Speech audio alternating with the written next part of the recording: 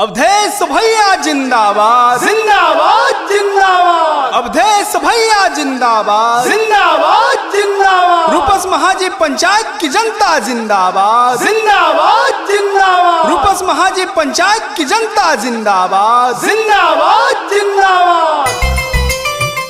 काम किया है काम करेंगे, कभी ना आराम करेंगे। जी हाँ, रूपस महाजी पंचायत दक्षिणी से हमारे अवधेश भैया ता अपन भाई बहन चाचा चाची से विनती बानी हो रहा बा कि अपन अवधेश पासवान भैया जी के खूब दुलार प्यार दी। अब की रिकॉर्ड वोट से इनके जिताएं। सागर रिकॉर्डिंग स्टूडियो मरहा तोरा रुक गया। गौआ से पैदल पैदल अइलन अवधेश भैया। सुनी था चाची,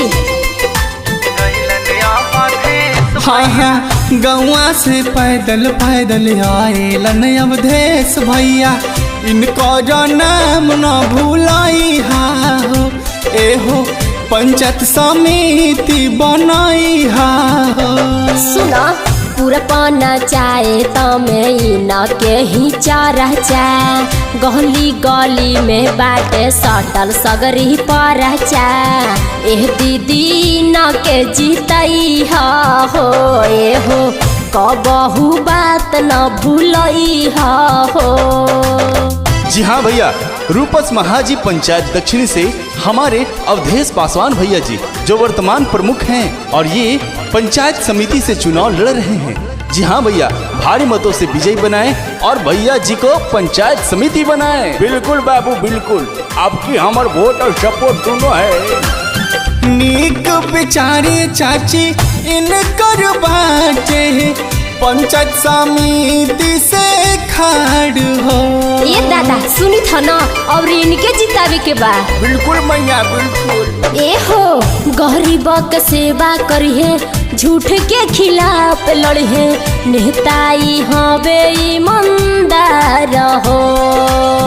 हाथ जोड़ी गलिए गलिए मांगे लाना वोटाबा। हाथ जोड़ी गलिए गलिए मांगे लाना वोटाबा।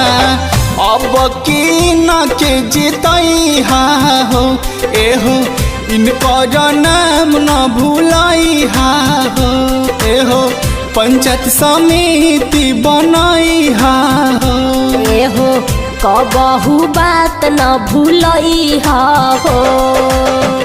झांसे में नहीं आना है, ये सभी को बताना है। और रूपस महाजी पंचायत दक्षिणी से पंचायत समिति अवधेश पासवान भैया जी को बनाना है। बिल्कुल बाबू बिल्कुल, हम अपना बुढ़िया टुल्लो वोट। रूपस महाजी पंचायत में कोई न दी टक्कर, जीत अपना पासा में है। और रउआ लोगन बात के समझी, मिलजुल के साथ देहो तो जीत पक्का बा। बिल्कुल मिली जुली वोट कर, सब कोई सपोर्ट कर, अइहन के करो तू झांसा में। गावेला सोनू सागर दिव्या राज गीतिया, जीत के से हारा सजाई हो, एहो पंचायत समिति बनाई हो। एहो ए भैया ना के जीतई हो, एहो कबहू बात न भूलई हो। गौआ से पैदल पैदल आइलन अवधेश भैया। इनको नाम न भूलाई हो, एहो पंचायत समिति बनाई हो। एहो ए दादाई ना के जीतई हो, एहो बहुमत से विजयी बनई हो। एहो पंचायत समिति बनाई हो। भैया मैं विद्यानंद सागर और हम दिव्याराज विश्वकर्मा आप सबों से यही निहोरा है, आरजू है, विनती इस है। बार भारी मतों से विजयी बनाएंगे। और रूपस महाजी पंचायत दक्षिणी से पंचायत समिति अवधेश पासवान भैया जी को बनाएंगे। अवधेश भैया जिंदाबाद जिंदाबाद जिंदाबाद अवधेश भैया जिंदाबाद जिंदाबाद जिंदाबाद रूपस महाजी पंचायत की जनता जिंदाबाद जिंदाबाद जिंदाबाद रूपस महाजी पंचायत की जनता जिंदाबाद जिंदाबाद जिंदाबाद।